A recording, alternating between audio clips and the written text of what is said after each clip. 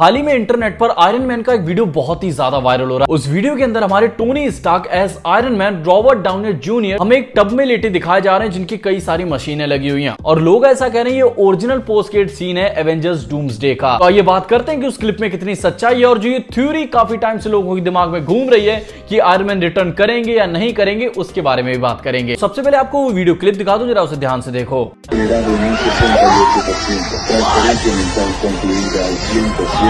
Reiniciando funciones cognitivas. Bienvenido a casa G9.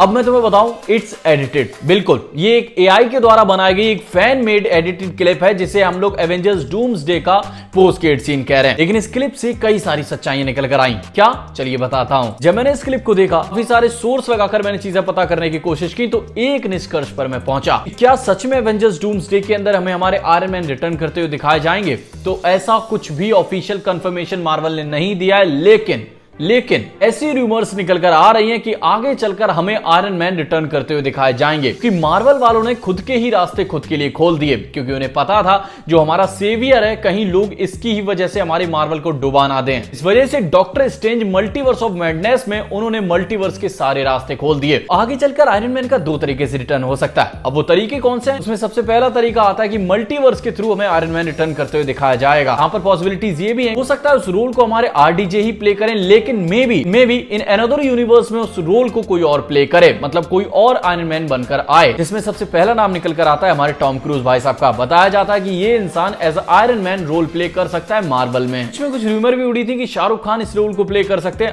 वो क्या scene था वो मुझे नहीं पता, आप कमेंट बॉक्स में लिखकर बताना अगर आपको पता हो। दूसरा जो सीन है जहां से आयरन मैन हमारे रिटर्न कर सकते हैं वो होगा एक एआई टेक्नोलॉजी के थ्रू। हो सकता है मे बी एक एआई के जरिए, जैसे आयरन मैन के पास जावेज था वैसे करके हमारे आरडीजे में हमारे टोनी स्टार्क दिखाए जाएं, जो कि लोगों को कमांड करेंगे, गाइड करेंगे, सारे के सारे जो एवेंजर्स होंगे उनकी हेल्प करेंगे कि वो कैसे अपनी प्रॉब्लम्स को शॉर्ट आउट कर सकते हैं। दो बहुत ही बड़ी पॉसिबिलिटीज बताई गई जिससे हमारे आयरन मैन रिटर्न कर सकते हैं। जिस हिसाब से मार्वल का सीन चल रहा है, कहीं ना कहीं ऐसा लग रहा है कि इन्हें आयरन मैन की जरूरत पड़ेगी, टोनी स्टार्क की जरूरत जरूर पड़ेगी।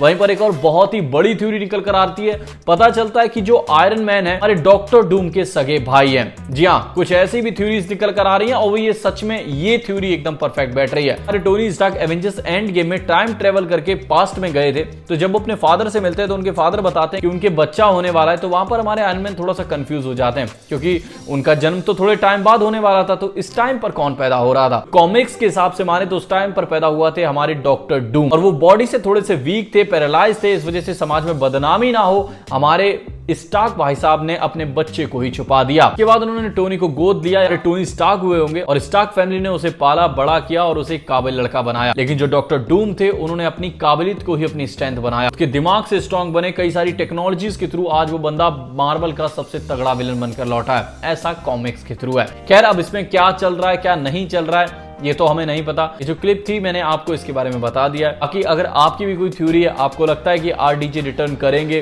तो कैसे करेंगे, मुझे कमेंट बॉक्स में लिखकर जरूर बताना। और क्या तुम आरडीजे को ही इस रोल में देखना चाहते हो? ऑब्वियसली देखना चाहते होगे, लेकिन अगर वो मल्टीवर्स के थ्रू एंट्री लेते हैं तो तुम कौन से हीरो को आयरन मैन का रोल प्ले करते हुए देखना चाहते हो? मुझे कमेंट बॉक्स में लिखकर जरूर बताना। और भी ऐसी इंटरेस्टिंग वीडियोस, थ्योरीज अपने चैनल पर मिलती रहती है, तो यार प्लीज सपोर्ट करना, एक सब्सक्राइब से कुछ नहीं जाता। शायद मेरी दुआ लग जाए और तुम्हारी गर्लफ्रेंड तुम्हारे पास वापस आ जाए। अगर नहीं बुलाना चाहते तो भी सब्सक्राइब करो।